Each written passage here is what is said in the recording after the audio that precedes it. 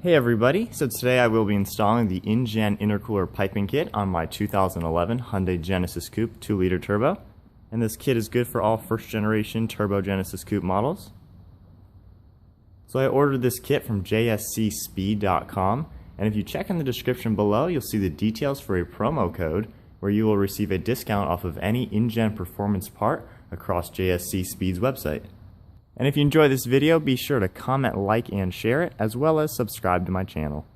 The first thing we'll be doing is removing each side of the intercooler piping, starting with the hot side, and then we'll move on to the cold side.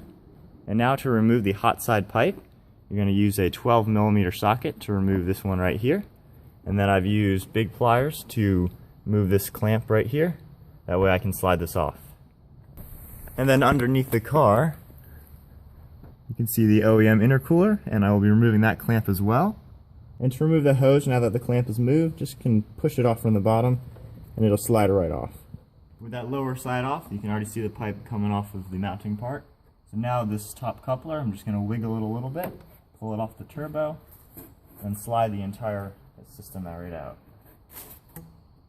And that is the entire stock hot side pipe. With the hot side piping off, it's now time to remove the cold side pipe. And you want to use a pair of vice grips so you can remove the stock clamp. And with that loose, you can just wiggle the clamp off.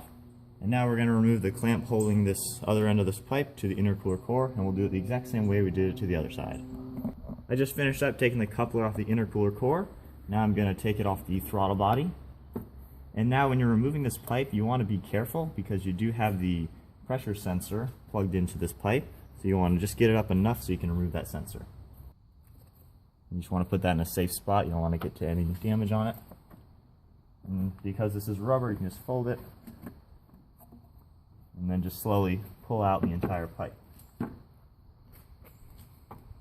there is the stock cold side pipe. For the first step to reinstall the new pipes, you want to use a 10mm socket, remove the air sensor right here, and then install it into the new pipes. Before I install the new pipes, I'm just going to show you the differences between the stock and these upgraded piping. So starting with the hot side pipe, the main difference is this entire piece right here is made of rubber. So when the pressurized air goes through this whole thing expands, which slows down the air and decreases pressure.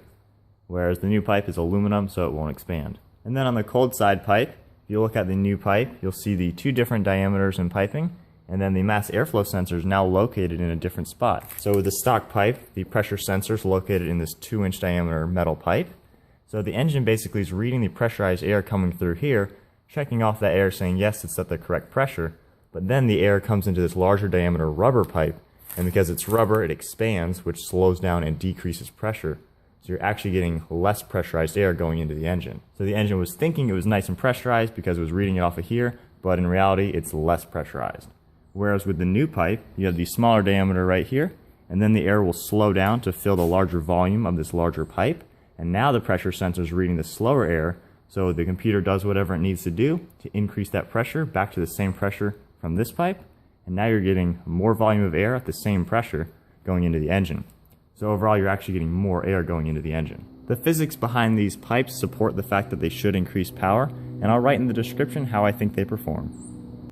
To start off this installation, Injen wants you to reuse 2 of the stock pipes that came off the stock system. One of them came off the bottom of the cold side pipe, and the other piece, which is identical to this, came off the top of the hot side pipe.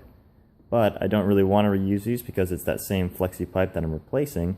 But a good way to fix this, I'm using duct tape in different lengths and widths, and basically wrapping the entire pipe. That way it's much stronger. There's a lot less flex in there, whereas this is really easy to squish. And then after the duct tape to strengthen it, I'll just use normal black electrical tape to wrap it. That way it looks nice again. I finished up wrapping both of these pipes, and they're a lot stronger now compared to the stock form. You could go and buy high strength silicone couplers, but this is a less expensive alternative and it works just the same. And now to reinstall the pipes, I'll be using the smaller coupler that these pipes came with, and that'll go on the hot side pipe right here, along with 2 of the metal clamps. And the way Injen wants you to do this, one of these pipes actually should have stayed right on the intercooler core, and then it would have reused one of these to clamp it on the core itself. But what I've done This is the clamp we took off of the throttle body, and this little cap I had to use vice grips to get off. You can actually just pry this thing right off with a flathead screwdriver, and this is now a normal steel clamp, just like the ones Injen came with. So I'll be using this as my 8th clamp. Just finished up the hot side pipe. I put some tape on it so I didn't scratch it.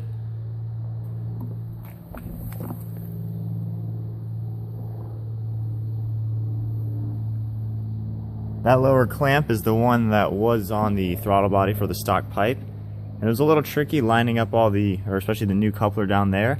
So we just used the hair dryer to warm it up so we could maneuver it much easier. Took us about 4 tries to line it up perfectly. Now that that's on, I'll reinstall my air intake. And now we'll work on putting on the cold side. For the cold side pipe, I'm going to use the larger coupler that Injen has supplied with the 2 larger clamps. And now back to one of these modified stock pipes and the 2 last clamps. We're now working on putting the cold side pipe in. I had to move my oil catch can just so I had a little bit better access. And I've gone ahead and taped up this one as well just so I don't scratch anything. And I've mounted the lower coupler onto it and already have this one on ready to go. And once again, I'll use the hair dryer to heat this rubber up. That way it's a little bit easier to slide it onto the opening on the intercooler core itself. We just got the cold side pipe in, and we had to remove the coolant reservoir. That way we could have a little more wiggle room. Now that that's on, I'm going to go ahead and tighten up these clamps. And then on the underside, I have the coupler on nicely. You just have to put the clamp on. We finished up installing the pipe. All the clamps are now tight. The coolant's back in place, and same with the oil catch can. Now the last step is to plug back in the pressure sensor. Just have to bend it a little bit to get it in there. And then the last step is to reattach the negative side of the battery.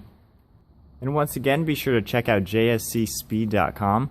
If you're interested in any Injen Performance product on their website, you will receive a discount using the promo code in the description of this video. So thank you all for watching, and please be sure to subscribe to my channel.